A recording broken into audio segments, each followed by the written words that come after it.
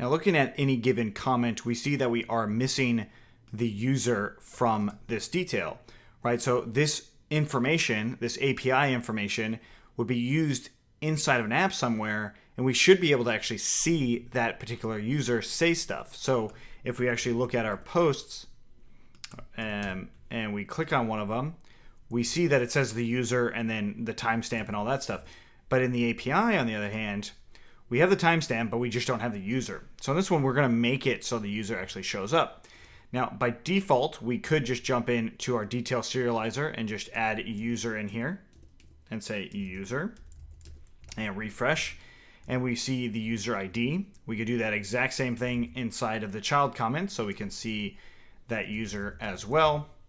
So then the child comment has it also, which is a start. We could also use a serializer method field to actually get the name of that user by using the object and all that stuff. But instead what we're going to do is create a serializer specifically for the user and use a serializer within another serializer, which is something you definitely can and probably should do. So inside of our accounts API, we are going to come in here. So this is serializers API, accounts.api.serializers. This is where we are.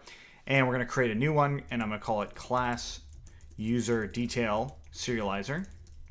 And this is a model serializer.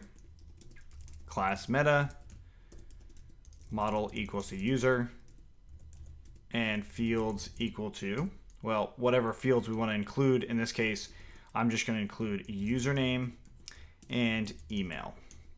Of course, email is not necessary. It might just be username. That might be all the thing that you want to show. You also might want to have first name and last name if for some reason you wanted to display those things. So the user detail serializer, we're going to go ahead and copy this and we're going to import it into our comments API serializer. So from accounts.api.serializers import user detail serializer. And we're going to scroll down to the child comment serializer. We'll say user equals to that with parentheses. And we're going to do the exact same thing for the detail. And we're going to go back into our detail and refresh. And now what we see here is it's got user, username, email, first name, and so on, which is pretty cool. So it's actually showing us the data that we need. Something I don't like is down here, it's also allowing me to change this stuff, which is not something I really want to do, right? So let's say, for instance, I did change it. So let's just change it real quick. And it says a user with that username already exists. So it's giving us these errors, right? I don't actually want to change the user details like this. I would want to make its own endpoint to change those details. So what we want to do for the serializer is we're going to say read only equals to true. And we're going to do that for the child comment as well. So read only is equal to true there. We save, refresh, and now the ability or the default ability to update that just won't happen, which is cool. But the content is still there, and if I changed anything about this content, it would still change accordingly, just as we did before. But now we actually have some user information. So this in particular, we could put on our posts as well. So if we look in posts, API, serializers, and we look at user here, right? So we did the serializer method field in the post list. That's not something we want to do anymore. We actually want to use the other serializer, the user detail serializer, same as what we did with comments. So I'm going to copy this import, bring it into this post API view here. And we're going to just come down to the user detail, and we'll say read only equals to true. We're going to copy this and paste it down here as well. All right, we can get rid of this get user method. We no longer need that for either one of them.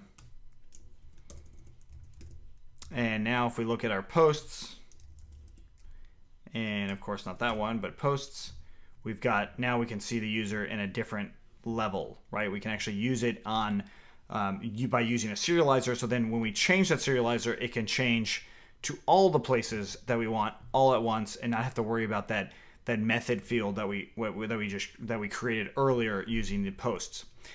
So that's the user detail serializer. Of course, you can put it anywhere you need for the specific user.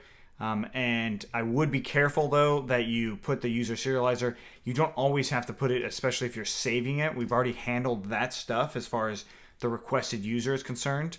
But that's pretty much it as far as the user detail is there.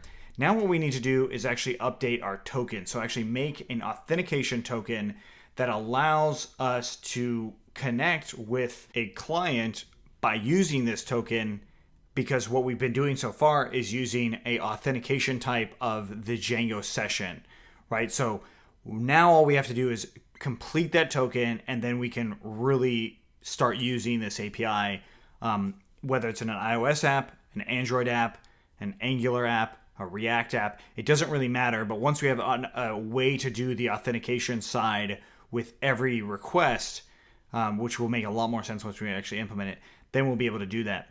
So if you have any questions on what we did here with the user detail, let us know. Otherwise, let's keep going.